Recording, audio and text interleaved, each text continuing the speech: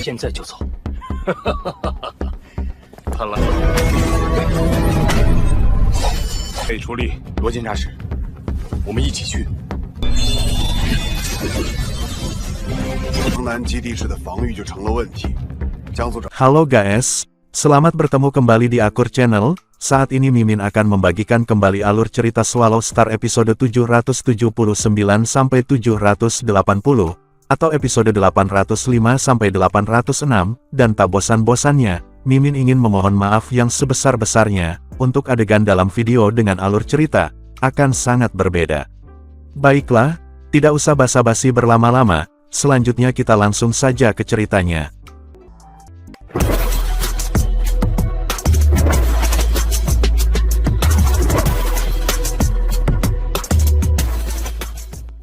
Pada episode sebelumnya, diceritakan Lu Feng yang mulai melanjutkan ujian militer tahap lanjut.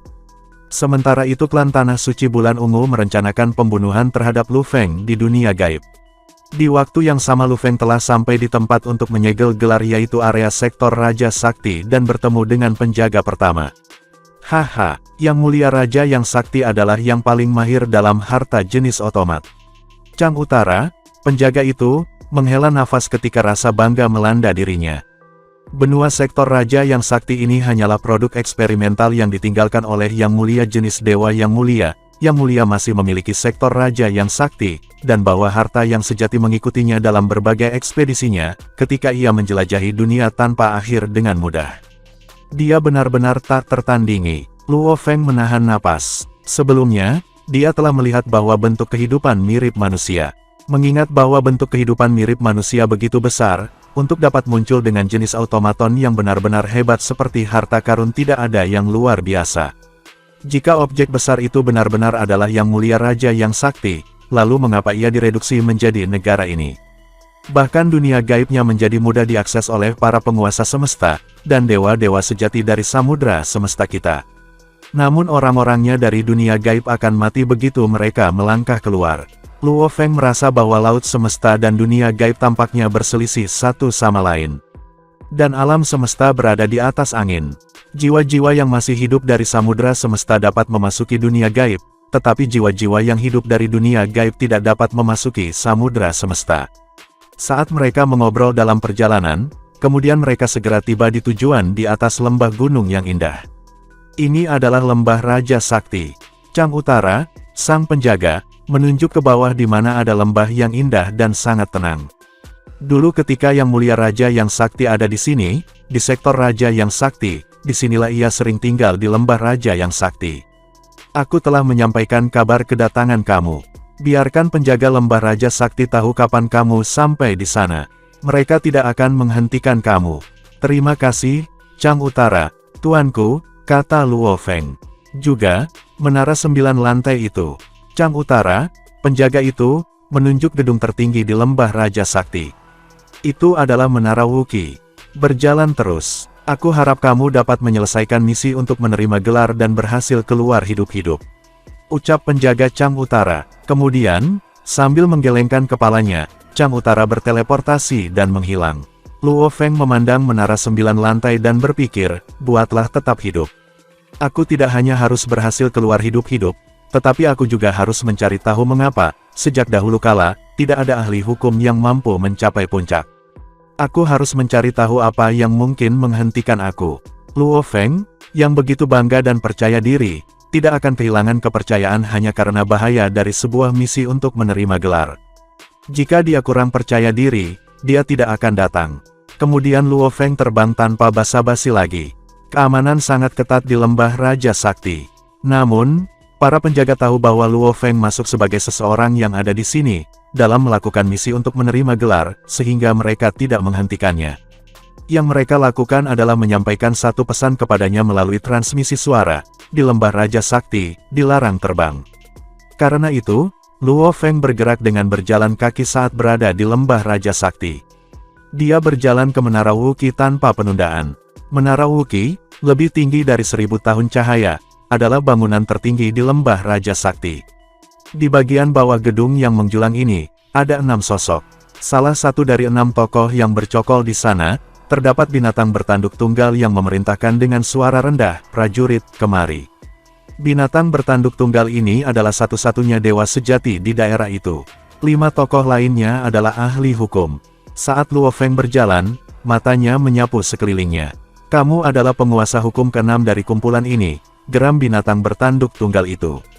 Menurut aturan, setiap 10 prajurit harus masuk Menara Wuki bersama. Sekarang, di Menara Wuki, ada total 3 kumpulan. Kamu yang keempat, tetapi pertama, kamu harus menunggu. Kamu akan masuk ketika kami memiliki 10 prajurit di sini. Luo Feng mengangguk untuk menunjukkan bahwa dia mengerti. Di padang rumput ini, 5 prajurit lainnya merasa nyaman. Mereka entah berdiri, duduk, atau bahkan berbaring terkapar di tanah, itu akan menjadi pejuang binatang buas.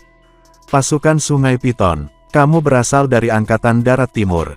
Seorang pejuang berjalan mendekat. Dia adalah seorang prajurit jangkung, kurus, tampak aneh dengan janggut hitam. Dia mengenakan armor perang yang memiliki pola binatang aneh, dan helmnya juga memiliki pola kepala binatang buas yang mengaum. "Kamu berasal dari pasukan naga yang tertidur?" Luo Feng bertanya sambil tersenyum. Pasukan naga tertidur juga merupakan pasukan khusus, dari pasukan Angkatan Darat Timur. "Aku Suzong dari pasukan naga tertidur," kata prajurit jangkung kurus yang memperkenalkan dirinya. "Aku Bima Sakti dari pasukan Sungai Piton," kata Luo Feng, juga memperkenalkan dirinya. Prajurit jangkung dan kurus itu mengungkapkan niat bersahabatnya, tetapi dia mengeluh. 4 prajurit lainnya semuanya dari tentara lain, bukan dari tentara timur kita. "Senang bertemu seseorang dari Angkatan Darat Timur di sini. Sangat menyenangkan. Dari pasukan utama pasukan Sungai Piton mana kamu berasal? Ini pertama kalinya aku melihatmu. Aku seorang anggota baru," kata Luo Feng santai. Saat ini dikatakan, prajurit jangkung dan kurus mengeluarkan sedikit kejutan. Bahkan 4 prajurit lainnya yang tidak terlalu jauh menyatakan minat. Perekrutanan baru, kesadaran melanda Suzong. "Tidak heran aku belum pernah melihatmu sebelumnya. Kamu pasti baru saja bergabung dalam beberapa era terakhir. Jumlah pasukan khusus pasukan di Angkatan Darat Timur kita tidak banyak, dan aku tahu sebagian besar yang luar biasa. Agar kamu dapat membuatnya di sini untuk melaksanakan misi ini untuk menerima gelar, kamu harus menjadi seseorang dengan kekuatan yang sangat kuat. Aku percaya bahwa segera, kamu akan mencetak nama untuk diri kamu sendiri di berbagai pasukan khusus tentara timur." Mendengar itu Luo Feng pun tertawa. Memasuki Menara Wuki sangat berbahaya, dan karena mereka semua berasal dari tentara timur, dia tahu dia harus berkenalan dengan prajurit ini. Mungkin ini bermanfaat baginya ketika dia berada di Menara Wuki. Dalam sekejap mata, hampir 6 hari telah berlalu. Prajurit telah tiba secara berurutan. "Kami memiliki 10 prajurit," geram Dewa Binatang bertanduk tunggal itu. "Kamu semua akan menjadi angkatan perang keempat yang memasuki Menara Wuki kali ini. Peringatan sebelumnya bagi kamu semua, saat ini, di dalam Menara Wuki, lebih dari setengah prajurit dari angkatan ketiga mati. Aku harap aku dapat melihat kamu semua lagi, berjalan keluar dari sini hidup-hidup." 10 prajurit terkejut, lebih dari setengah dari kumpulan sebelumnya sudah mati. Bahkan Luo Feng tercengang, mereka yang berani datang ke sini tentu akan menjadi elit mutlak dari keempat pasukan. Dari jauh, pintu-pintu yang menjulang setinggi beberapa ratus tahun cahaya. Mereka perlahan mulai terbuka dengan gemuruh. Pintu-pintu yang menjulang memancarkan sinar-sinar yang memesona dan berwarna-warni, yang membuat sulit bagi Luo Feng dan teman-temannya untuk menatap langsung ke sana. Kekuatan menindas tak berujung menyebar dari dalam Menara Wuki. "Masuk," kata Dewa Binatang sejati bertanduk tunggal itu. Luo Feng dan prajurit lainnya, yang total 10 dari mereka dari 4 tentara dunia gaib, saling memandang satu sama lain di mata. Kemudian, hampir bersamaan, mereka berubah menjadi garis-garis cahaya yang mengalir dan menuju ke pintu yang menjulang. Mereka terbang, tidak ada satupun prajurit yang berani teleportasi dengan sembrono. Lagi pula, misi untuk menerima gelar berada pada level yang sangat menakutkan, yang mereka semua pahami sepenuhnya. Sementara itu, di Menara Wuki, dunia di tingkat pertama adalah padang pasir yang luas, di mana serangan angin dingin bertiup. Itu sangat dingin, dan es bisa terlihat terbentuk pada butiran pasir. Dari jauh terlihat adalah sebuah portal ruang angkasa yang tinggi. 10 sosok terbang masuk melalui portal luar angkasa tersebut, dan mengamati sekeliling mereka. Setelah itu, Mereka secara bertahap turun untuk berdiri di permukaan padang pasir. Tingkat pertama Menara Wookiee. Luo Feng memandang sekelilingnya hanya untuk melihat padang pasir yang luas. Akhir tidak terlihat, bahkan portal luar angkasa yang jauh telah lenyap tanpa jejak. Prajurit kurus tinggi, Su Zong, yang berada di samping Luo Feng, mengirim transmisi suara. Menara Wookiee ini sangat berbahaya. Bima Sakti, bagaimana menurut kamu? Di mana bahaya bisa mengintai? Mungkinkah di bawah gurun tanpa akhir ini? Luo Feng menggelengkan kepalanya. Aku tidak punya ide. 10 pejuang, total 6 pejuang suku dan 4 pejuang binatang buas. Semuanya sangat berhati-hati dan mempertahankan kewaspadaan luar biasa. Dari 10 prajurit, hanya 2 yang datang dari Angkatan Darat Timur, Luo Feng dan Su Zong.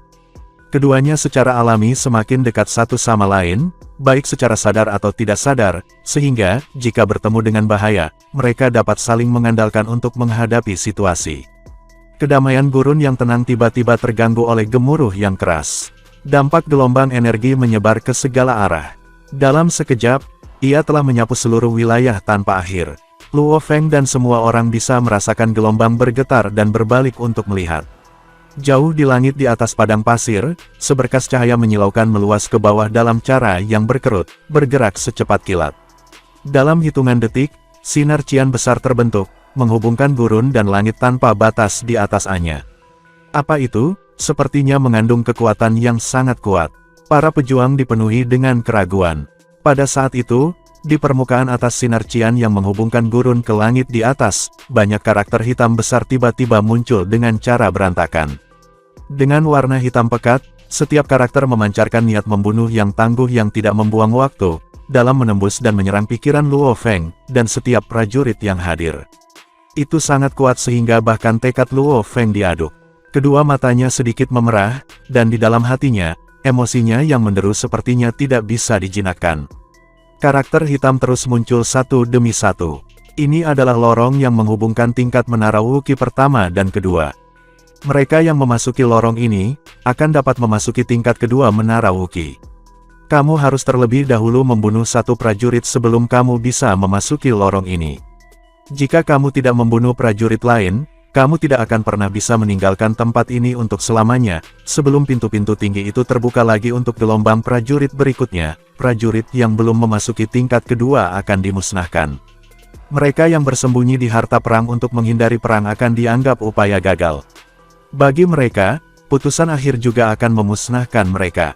Karakter hitam ditangguhkan di udara, memancarkan kekuatan tak berujung, dan menindas.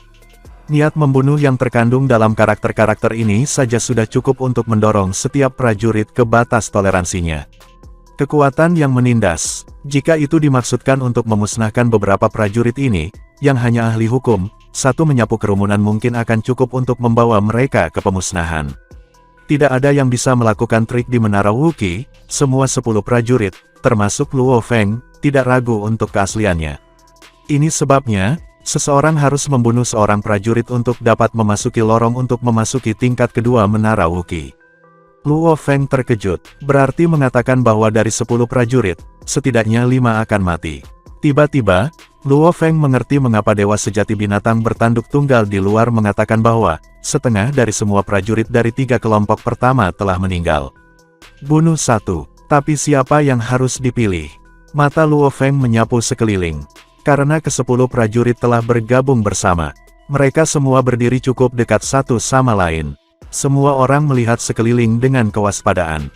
Mereka semua mempertimbangkan siapa yang harus mereka pilih sebagai lawan mereka, karena setiap prajurit yang berani muncul untuk misi ini akan sangat luar biasa. Jika mereka memilih lawan yang jauh lebih kuat dari diri mereka sendiri, mereka malah akan tersingkir. Tanpa suara, ruang di sekitarnya membeku. Sepertinya itu dilakukan oleh beberapa prajurit sekaligus. Menyusul suara gemuruh yang liar dan mengamuk, salah satu prajurit bergerak, menyebabkan situasi yang sebelumnya telah dikendalikan meledak dengan seketika. Satu demi satu, para prajurit itu melakukan aksi mendadak, menyerbu menuju target masing-masing. Seketika itu, binatang buas jelek dengan sayap bersisik besar, melolong saat dia menyerbu ke arah Luo Feng. Temui malapeta kamu, kata seorang prajurit kekar memegang palu besar, menakutkan. Palu itu dikelilingi oleh petir yang tak ada habisnya, dan kekuatannya segera membuat Luo Feng sampai pada kesimpulan bahwa, palu ini jelas merupakan harta karun tipe automaton. Sinar tembakan hitam menyapu langsung ke kepala Luo Feng. 3 prajurit menyerang Luo Feng pada saat yang sama. Tanpa diduga, 3 prajurit telah memilihnya. Luo Feng tidak bisa menahan tawa. Tampaknya mengakui fakta bahwa dia adalah rekrutanan baru, ketika mereka semua berada di luar menara Wuki, memang membawanya beberapa masalah. Dia telah mendengar bunyinya, keberanian eksekusi berasal dari keterampilan yang luar biasa, dan inilah yang jelas artinya. Dia tahu bahwa dia memiliki keterampilan yang tentu saja akan memungkinkannya untuk mendominasi apa yang disebut prajurit elit. Itulah sebabnya Luo Feng dengan sengaja berani membuat pernyataan yang berani. Luo Feng mundur dengan cepat. Kepingan salju yang tak terhitung jumlahnya tiba-tiba muncul di sekitarnya, dengan wujud dalam jumlah yang banyak. Ini adalah salah satu jenis harta karun tingkat dewa sejati yang telah ia beli sebelumnya, dan sekarang, ia menggunakannya untuk menekan dan menahan ketiga prajurit yang menyerangnya. Saat ketiga prajurit yang berkeinginan untuk menyelundupkan serangan Luo Feng diselubungi dalam wilayah tersebut, dia bisa langsung mengetahui siapa mereka, terutama yang seperti hantu itu. Yang pertama adalah binatang buas, yang kedua adalah prajurit yang kekar, dan yang ketiga adalah, tanpa diduga, seseorang yang juga dari Angkatan Darat Timur seperti dirinya. Itu tidak lain adalah Su Zong. Su Zong, Luo Feng mengirim raungan marah melalui transmisi suara. Kamu dan aku adalah sesama prajurit dari Angkatan Darat Timur.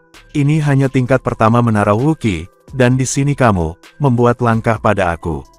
Kamu adalah anggota baru, teriak Su Zong dengan dingin. Jika aku tidak membunuhmu, siapa lagi yang harus aku bunuh? Lapisan cahaya ungu mengelilingi Su Zong, menahan butiran salju yang tak terhitung jumlahnya yang dipaksakan Luo Feng padanya. Jelas, Su Zong ini juga memiliki harta jenis domain yang dimilikinya. Hahaha, Luo Feng tertawa. Dia paling membenci prajurit seperti Su Zong. Dengan raungan yang keras dan satu gerakan, dia berubah menjadi sosok pedang yang buram.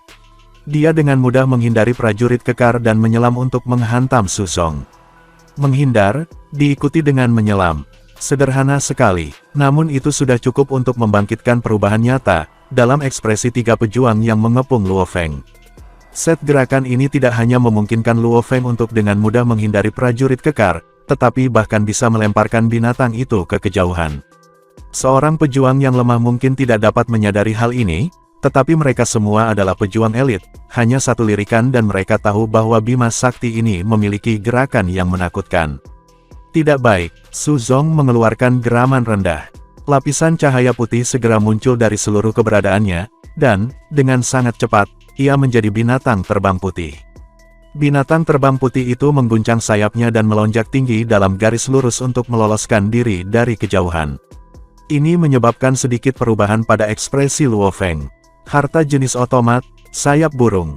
Sayap burung adalah harta jenis otomat yang dimiliki oleh Angkatan Darat Timur. Itu sangat terampil dalam melarikan diri, meskipun mungkin tidak begitu mahir di bidang lain, seperti menghindari. Itu sangat cepat ketika berakselerasi dalam garis lurus untuk melarikan diri. Untuk mendapatkannya, orang harus membayar 600.000 kredit militer. Itu jauh lebih mahal daripada Dewa Cakar Emas, yang digunakan Luo Feng.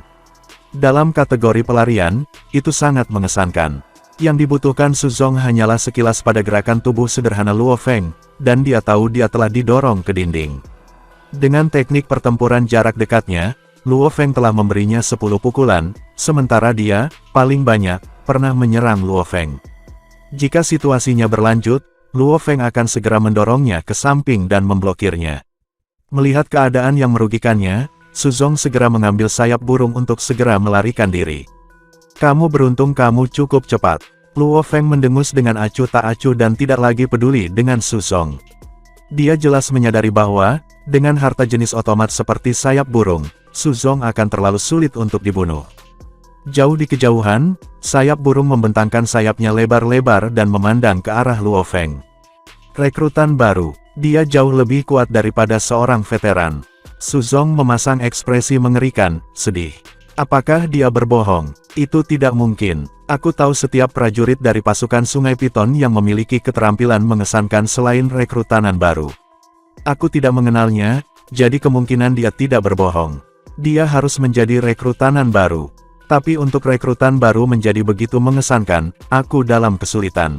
Bahkan jika aku berhasil melewati cobaan pertama ini di tingkat pertama, aku masih memiliki tingkat kedua, kemudian tingkat ketiga. Su Zong sekarang dipenuhi dengan penyesalan. Kejelian mengerikan yang dia alami. Pilihan tunggal yang diambilnya adalah kemalangan terbesarnya. Dia menargetkan prajurit paling kuat dalam kelompok mereka. Su Zong dengan cepat melarikan diri, sementara dua pejuang lainnya, yang juga melihat situasi yang tidak menguntungkan mereka, juga mulai melakukan pelarian tanpa penundaan. Prajurit kekar dengan palu petir raksasa menggoyang-goyangkan tubuhnya. Tanpa diduga, sepasang sayap hitam muncul. Kemudian dia dengan cepat terbang pergi dengan suara siulan. Pejuang binatang buas, di sisi lain, membuat pelarian yang lambat atau setidaknya lambat, relatif terhadap kecepatan Su Zong dan prajurit gagah perkasa. Salah siapa ini karena kamu terlalu lambat. Luo Feng mengeluarkan geraman rendah dan dibebankan dengan keganasan. Saat Luo Feng mengejar, mengiris ruang, seluruh tubuhnya mulai berubah. Dalam sekejap mata, dia telah berubah menjadi binatang mirip manusia yang jauh lebih besar dan buas. Tangan dan kakinya berubah menjadi cakar emas besar. Harta jenis otomat Dewa Cakar Emas. Api yang berkobar, kekuatan saktinya langsung menyala sampai ke tahap pertama. Segera, kekuatan sakti yang berkobar menembus Dewa Cakar Emas dan melakukan perjalanan jauh ke intinya, di mana ia mengalami perubahan. Cakar emas yang kuat memancarkan aura liar dan ganas yang tak ada habisnya.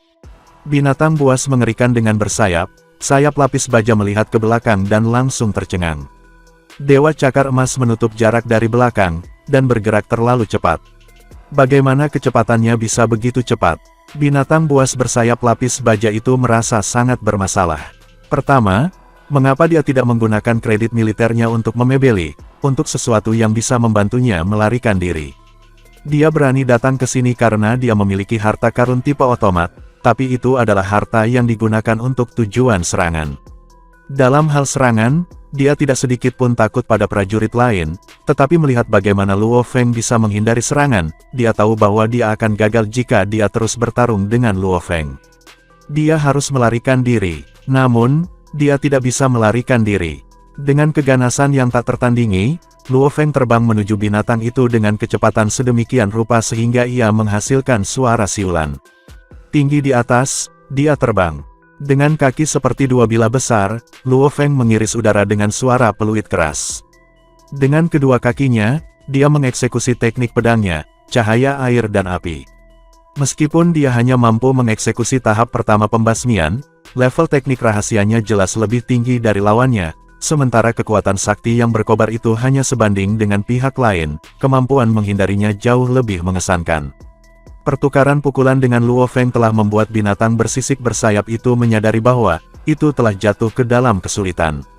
Tidak, teriak binatang buas itu. Tidak ada jalan keluar untuk itu sama sekali, dia telah menyerang Luo Feng, yang menghindari serangan itu dengan mudah.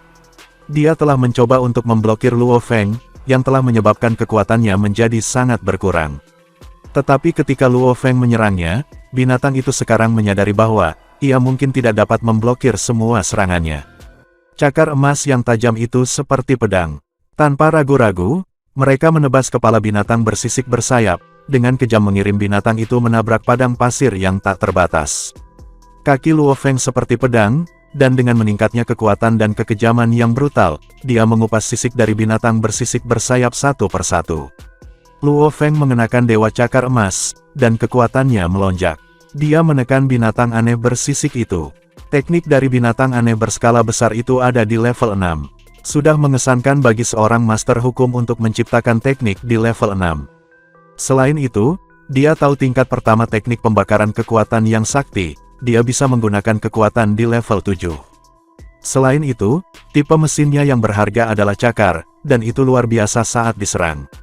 Itu bisa meningkatkan kekuatan serangan 3 level, yang berarti itu bisa menggunakan kekuatan di level 10. Namun, itu tidak menawarkan peningkatan dalam pertahanan dan menghindar. Itu berarti binatang aneh itu tidak bisa mengenai Luo Feng, sementara Luo Feng bisa dengan mudah memukulnya. Bahkan jika itu mengenai Luo Feng memiliki pertahanannya sendiri dan Dewa Cakar Emas untuk melindunginya. Akibatnya, dia tidak terluka sama sekali. Namun, jika binatang aneh itu dipukul, itu akan kehilangan sejumlah besar tubuhnya yang sakti. Itu bukan pertarungan yang seimbang. Para prajurit semua terkejut ketika mereka menyaksikan. Mereka adalah ahli hukum yang paling kuat, yang bisa menggunakan kekuatan level batas. Untuk mencapai terobosan dan menjadi lebih kuat akan sangat sulit, itulah sebabnya tidak akan ada kesenjangan kekuatan yang besar di antara para pakar hukum tersebut. Namun, prajurit itu, Bima Sakti. Ini luar biasa. Teknik tubuh prajurit itu, Bima Sakti, luar biasa. Barang-barang berharga tipe mesinnya tidak terlalu efisien. Namun, mereka semua sangat membantu. Setelah seseorang dipukul, dia akan hancur. Teknik cakarnya juga mengesankan. Dewa Cakar Emas tidak hebat dalam serangan, tetapi Bima Sakti meningkatkan kekuatan dengan teknik cakar. Semua prajurit memperhatikan ini ketika mereka menyaksikan mereka bertempur. Mereka mengerti bahwa mereka perlu saling membunuh, karena mereka diharuskan melakukannya pada tingkat pertama Menara Wookiee, dan tujuan utama mereka adalah untuk mencapai puncak. Juga, kemungkinan mereka saling bertarung untuk beberapa manfaat tambahan. Mereka perlu menilai kekuatan prajurit lain sekarang. Semua prajurit lainnya segera memutuskan, kita tidak boleh main-main dengan prajurit Bima Sakti itu. Kita harus tinggal sejauh mungkin darinya. Aku tidak akan macam-macam dengannya jika aku tahu dia sekuat itu, kata Su Zong, merasa menyesal. Jika aku berteman dengan dia, aku bisa mendapatkan bantuannya selama petualangan di tingkat Menara Wookiee berikutnya. Maka semuanya akan jauh lebih mudah. Cakar emas kanan Luo Feng sedikit membungkuk. Cakar itu seperti pedang. Cakar itu memotong bagian belakang binatang aneh bersisik itu, dan binatang itu berguling. Tubuh sakti dari binatang aneh bersisik terus melemah oleh serangan yang terus-menerus. Cakar-cakar emas yang berkilauan itu seperti ombak yang berjatuhan, menebas binatang buas bersisik yang berskala terus-menerus.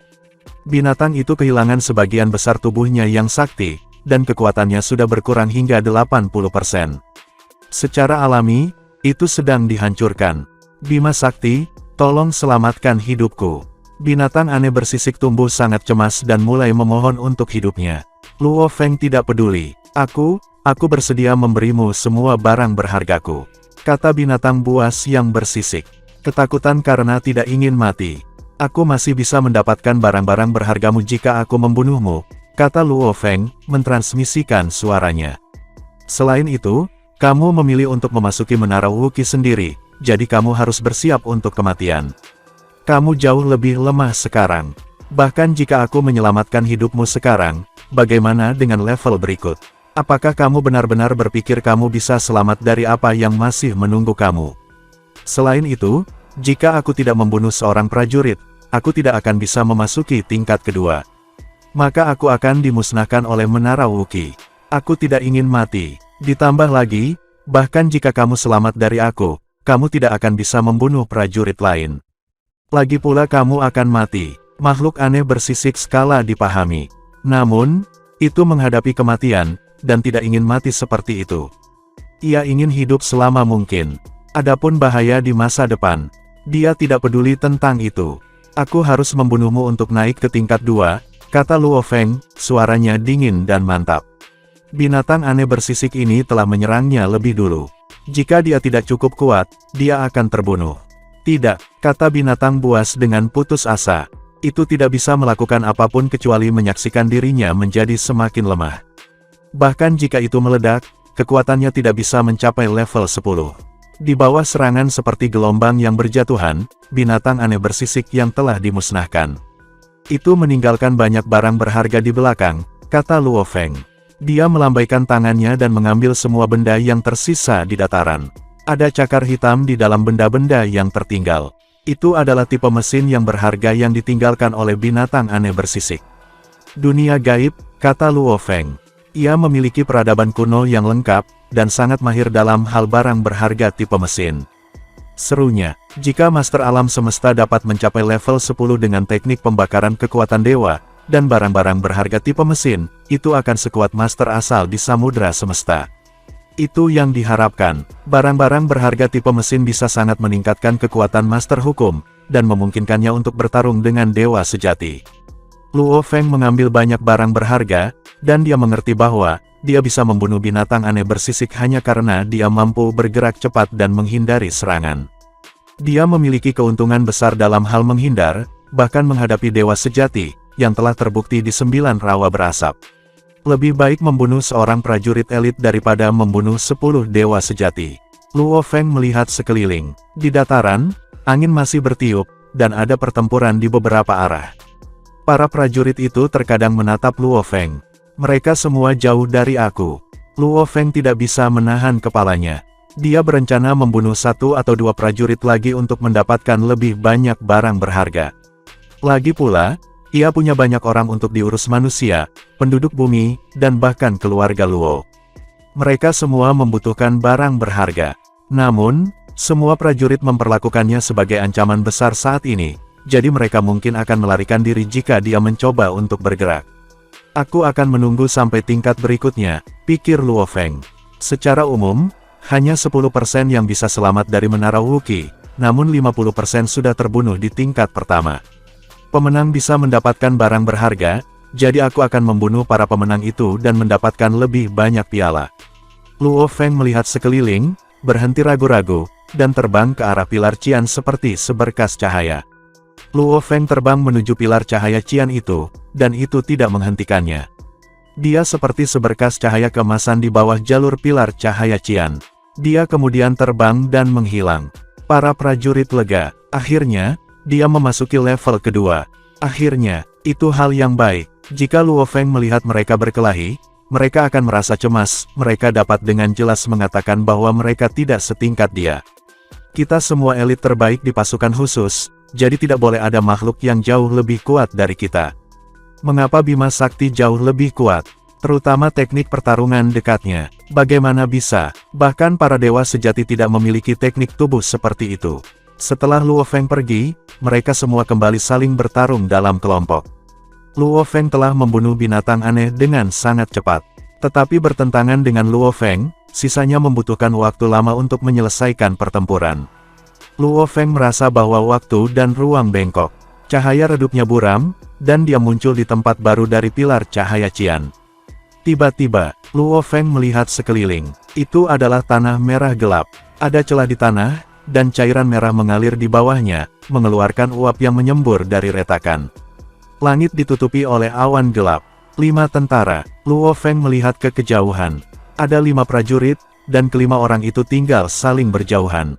Tampaknya, mereka waspada. Mantan kelompok. Luo Feng pindah pikiran. Tentara baru telah tiba, kata seorang remaja tampan dengan baju besi merah gelap. Dia tersenyum. Warna baju besinya sangat cocok dengan warna tanah. Mengapa? Kenapa kamu menunggu ronde selanjutnya?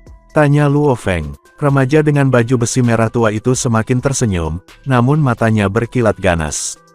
Ketika kami tiba, Menara Wuqi memberitahu kami bahwa setiap putaran membutuhkan 10 tentara, dan hanya 5 prajurit dari kelompok kami yang selamat. Jadi kami menunggu kamu. Luo Feng mengangguk. 3 kelompok tentara sudah masuk sebelum dia.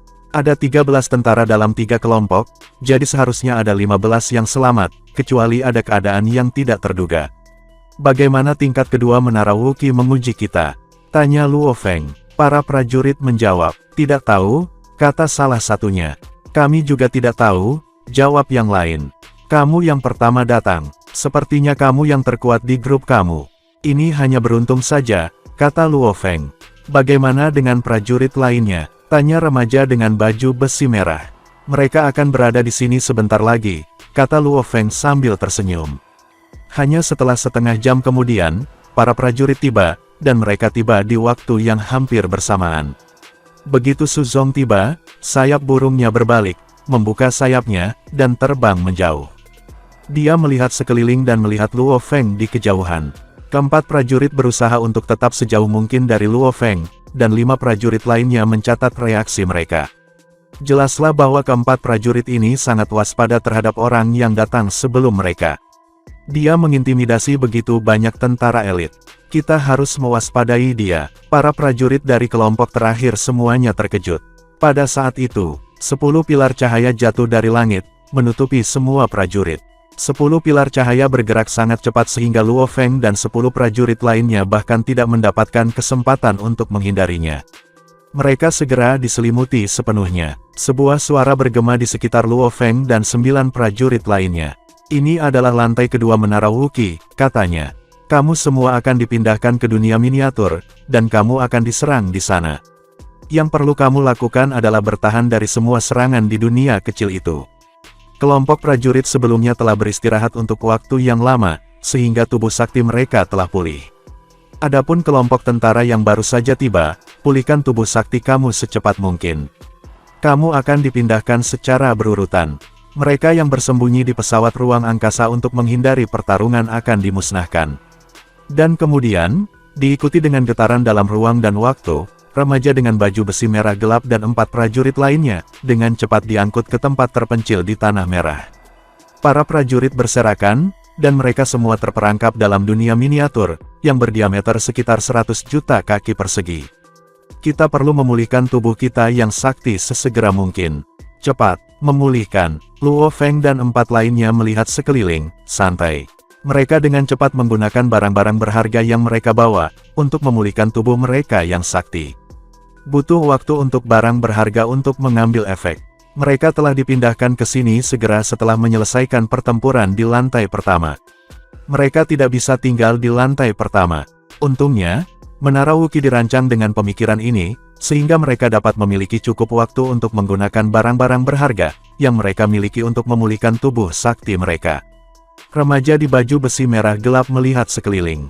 Dia berada di dunia kecil dengan diameter 100 juta kilometer. Seketika itu juga, gambar raksasa, ukiran kuno dengan diameter 100 juta kilometer muncul di langit dengan ukiran semua jenis warna. Bersama-sama, mereka membentuk gambar ukiran tepat di atas tanah. Cahaya ditembakkan dari gambar ukiran kuno, yang kemudian diikuti oleh suara gemuruh. Cahaya itu menerpa dengan sembrono. Remaja di baju besi merah gelap itu memegang pedang perak dan menggunakannya untuk menahan tembakan cahaya ke arahnya. Tetapi gelombang kejut yang diserap oleh pedang itu menghancurkannya, dan kemudian dia berguling di atas langit. Cahaya yang tak terhitung jumlahnya jatuh dari gambar ukiran kuno. Banyak yang dikeluarkan padanya, bahkan ketika dia sedang berguling. Terlalu kuat, setiap sinar cahaya sama kuatnya dengan serangan dari dewa sejati. Aku membutuhkan barang berharga jenis mesin. Remaja di baju besi yang gelap itu ketakutan, dan ukiran melingkar muncul di bawah kakinya. Ukiran perak itu melingkari kakinya dan menjalar ke seluruh tubuhnya. Remaja di baju besi merah tua itu mempercepat supaya ia tidak akan diledakkan oleh sinar cahaya. Ada 5 tentara di 5 dunia miniatur yang berbeda. Semua prajurit diserang di dunia miniatur. Luo Feng dan 5 prajurit lainnya menyaksikan. Luo Feng tetap diam, sementara 4 prajurit lainnya sedang berbicara, kadang-kadang melirik Luo Feng. Sepertinya dunia kecil tidak begitu berbahaya. Ini jauh lebih baik daripada lantai pertama Menara Wuqi. Lantai pertama mengharuskan tentara untuk bertarung satu sama lain, sehingga setidaknya setengah dari mereka mati. Para prajurit malah diminta untuk bertarung di dunia miniatur di tingkat kedua, mungkin sebagian besar dari mereka bisa hidup. Luo Feng menatap 5 dunia kecil di kejauhan. Memang, gambar ukiran kuno terus membuat serangan di 5 dunia kecil itu, namun serangan itu hanya sekuat dewa-dewa sejati yang biasa. Dengan barang berharga jenis mesin, kelima prajurit itu tidak bisa dengan mudah menahannya. Mungkinkah lantai 2 lebih mudah karena terlalu banyak yang mati di lantai 1? Luo Feng bertanya-tanya, namun segera setelah itu, Luo Feng menyadari bahwa dia telah salah. Memang sedikit, tapi tidak sulit untuk bertahan hidup ini.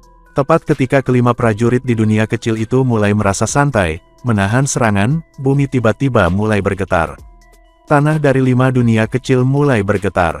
Cairan merah tua keluar dari retakan.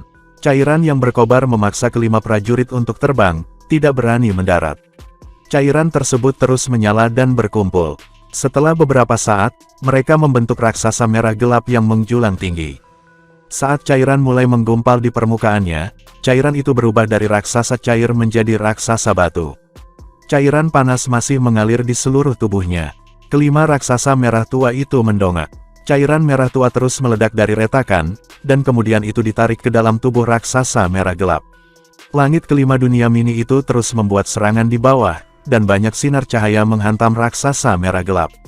Namun, dengan setiap serangan, hanya sebagian dari batu-batu itu diledakkan, dan batu-batu itu dengan cepat berubah menjadi cairan merah tua, yang menempel kembali ke tubuh para raksasa. Diikuti oleh suara bergemuruh, 5 raksasa merah gelap berlari ke arah para prajurit. Beberapa menginjak tanah dengan kaki mereka yang besar, sementara yang lain berlari ke arah mereka dengan tinju berbatu. Dan segera semua prajurit pun segera diterbangkan. Raksasa itu terlalu kuat, dan mereka pun dihancurkan. Luo Feng dan 4 prajurit lainnya, yang masih memulihkan tubuh sakti mereka di kejauhan, terkejut. Mereka bisa tahu dunia yang menyeramkan di mana kelima prajurit itu terperangkap. Raksasa batu merah gelap itu pasti sekuat dewa sejati. Meskipun raksasa batu itu tidak memiliki baju besi untuk melindungi diri mereka sendiri, persediaan cairan merah tua tidak terbatas, sehingga mereka dapat dengan cepat pulih bahkan jika mereka terluka. Mereka benar-benar tak terkalahkan, dan mereka bukan satu-satunya musuh yang dimiliki tentara. Sinar cahaya seperti laser terus menghuani para prajurit tersebut. Para prajurit nyaris tidak bisa menghindari sinar cahaya sebelumnya. Ditambah lagi sekarang, mereka juga diserang oleh raksasa batu. Di bawah serangan seperti itu, mereka tidak bisa menghindari cahaya lebih lama, dan mereka dipukul terus-menerus. Mereka terus dipukul oleh sinar cahaya, dan mereka semua bingung.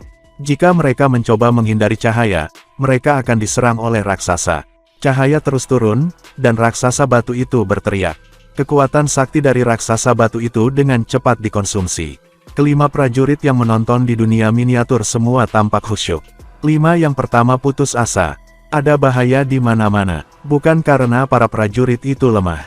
Sebaliknya, dunia miniatur itu cukup berbahaya. Apa yang harus kita lakukan? Kita mungkin menghadapi tingkat bahaya yang sama. Sinar cahaya yang tak terhitung jumlahnya menghujani, dan kita perlu berurusan dengan raksasa batu. Apa yang bisa kita lakukan? Jika kita mencoba menghindari cahaya, kita tidak akan bisa bertahan melawan raksasa batu. Jika kita mencoba bertahan melawan raksasa batu, kita akan terkena cahaya. Tubuh kita yang sakti akan cepat dikonsumsi, jadi kita mungkin tidak selamat. Semua prajurit lain menjadi gugup. Luo Feng, di sisi lain, tetap tenang. Dia juga tampak serius. Itu bukan apa-apa bagiku, pikirnya. Tapi apakah akan ada lebih banyak bahaya setelah gambar ukiran kuno dan raksasa batu? Akankah ada bahaya ketiga atau bahkan keempat? Dia tidak terlalu khawatir tentang raksasa batu dan gambar ukiran kuno. Dia khawatir akan ada lebih banyak bahaya. Tidak peduli seberapa kuat dia, namun kekuatannya tidak terbatas. Biasanya, 1 dari 10 tentara yang masuk menara Wuki selamat. Aku bisa menjadi orangnya. Luo Feng mengangguk dan memandang dengan konsentrasi. Menara Wuki adalah bangunan tertinggi di lembah Raja Sakti. Dekat Menara Wuki adalah istana perak kuno berlantai 3, dan sekelompok besar dewa sejati menjaga istana. Itu juga pusat kekuatan lembah Raja Sakti. Dan, adegan ini pun mengakhiri pertemuan kita saat ini. Terima kasih kepada semua yang telah menyimak sampai dengan akhir video kali ini, dan juga Mimin ingin mengucapkan terima kasih yang sebesar-besarnya kepada semua yang sudah subscribe Akur Channel. Semoga semuanya dimudahkan rezekinya, dan dilancarkan segala urusannya, juga disehatkan selalu setiap saat, dan terhindar dari segala penyakit. Amin. Sampai ketemu di episode selanjutnya ya guys, terima kasih.